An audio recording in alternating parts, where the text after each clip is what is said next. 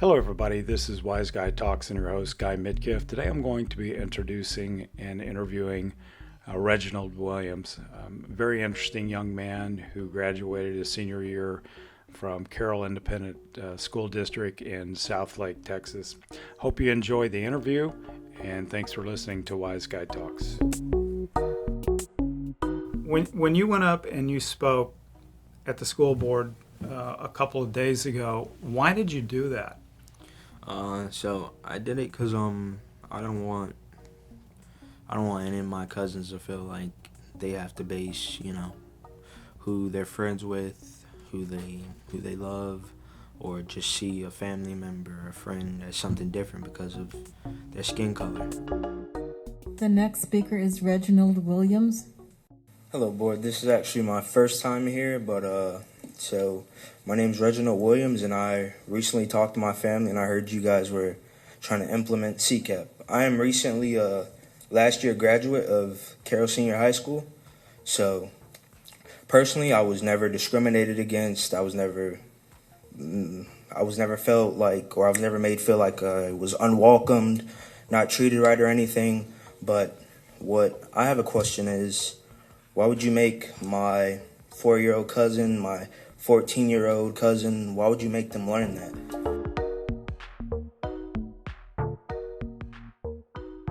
Can you briefly replay what you said at the school board meeting that you can remember saying? Okay.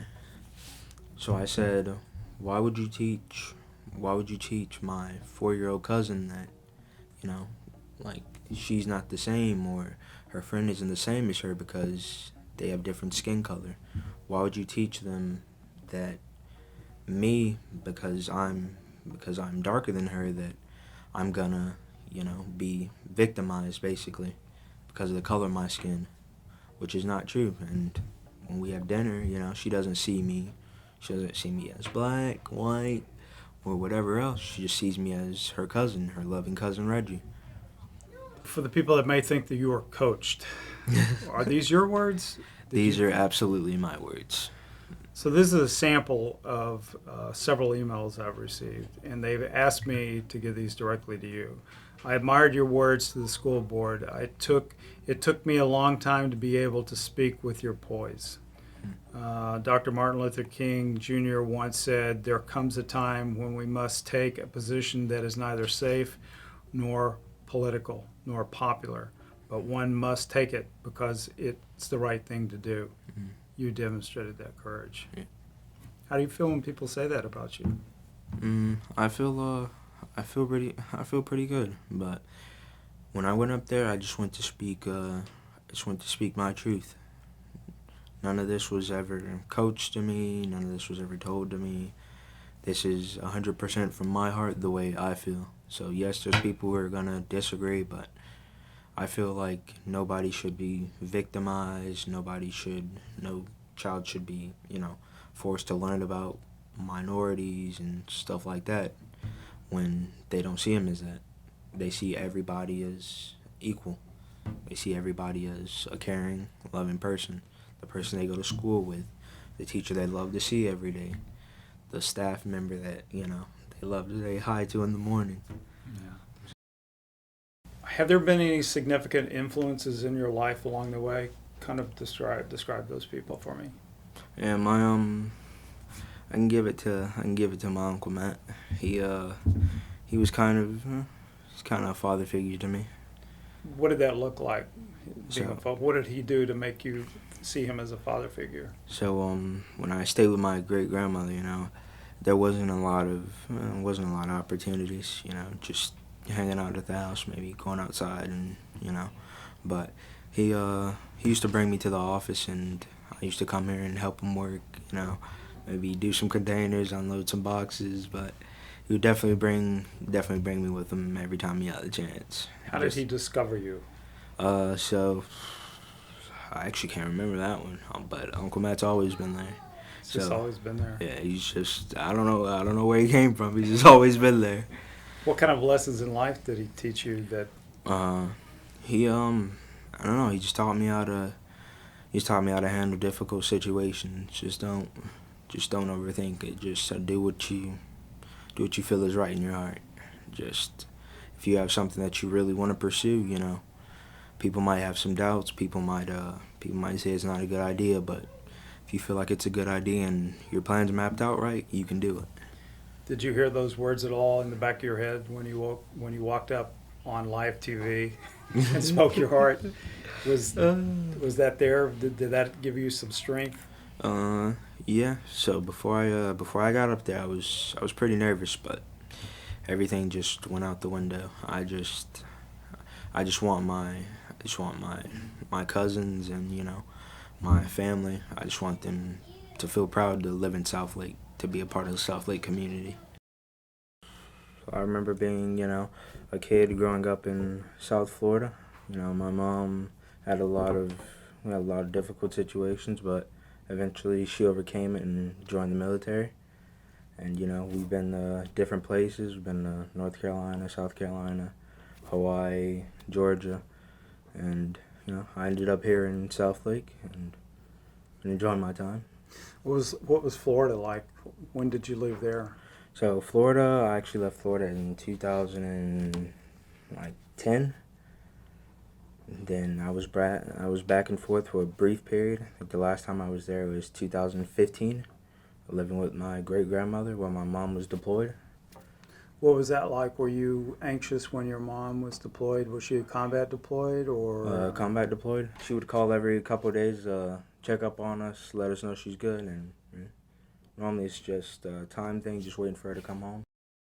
So when you left Florida in 2010, let's see, you would have been, what's this, 20, that would have been 10 years ago. So you've been around 8 years old, something like that? Yeah, 9. Schools were pretty rough. So just like bullying other kids for like no reason at some of the other schools. But me, I never had that problem. So I just kind of focused on schoolwork, went to school, talked to friends, did what I was supposed to do, and went home and made sure I stayed out of trouble. What do you think? You struck me as being a kind of a gentle giant. Is that one of the reasons that people didn't mess with you, because you were probably a little bit bigger than the average kids, or did you have a look about you, or did you have a street cred? What was it? No. So back then I was like average weight. So me personally, I never like to get myself involved in anything that I felt like wasn't gonna end good. So if I'm playing a game with you and you just look like you can't handle something or an argument, I'm not going to play that game with you. So what you're describing is called temperance. And where did that come from in you? Because a lot of kids across the board, they don't have that temperance. They seem to want to escalate things to the next level fairly quickly. And it almost seems like there was something you were born with, or was it you were taught it? Where did that come from? So I honestly don't know. So I personally, I never liked to. Violence isn't my first resort for anything. My first resort is always, talking, trying to figure out the problem, like trying to calm down the situation before things get worse. So it's never going to be like, oh yeah, I don't like this guy, so I'm going to go over there and just, get angry and everything. So if, we're playing a game and it's a disagreement, I'll talk to you about it. I'll ask you, hey, what's your side, what's my side, and if we can come to an agreement, then okay. But if we can't, then I don't know. We're just gonna disagree. But it's never getting. I never like to get physical. Were you moving around from school to school because of your mom's job, or? Yeah. So every time she got back from deployment, we would have to go to another state. But we went to like a lot of different schools, so different middle schools. Not a lot of different elementary schools. I was with my great-grandmother for most of that. But then high school came and, I moved here to Southlake and finished my last year with the Dragons. So. How did the kids receive you? So, they were actually pretty nice. All of them were pretty nice. I loved it there. So, when I got there, I noticed, the schools, it's not that diverse, but, there's a little bit of everything there. So, I like it because, I've got my friend Garrett over here. I got my friend Sam over here. They're both different, but we all sit down there and talk, and they don't make me feel like, hey, I'm not I'm not lesser than you, or I'm not better than you because this or that. What were They- the pep rallies like?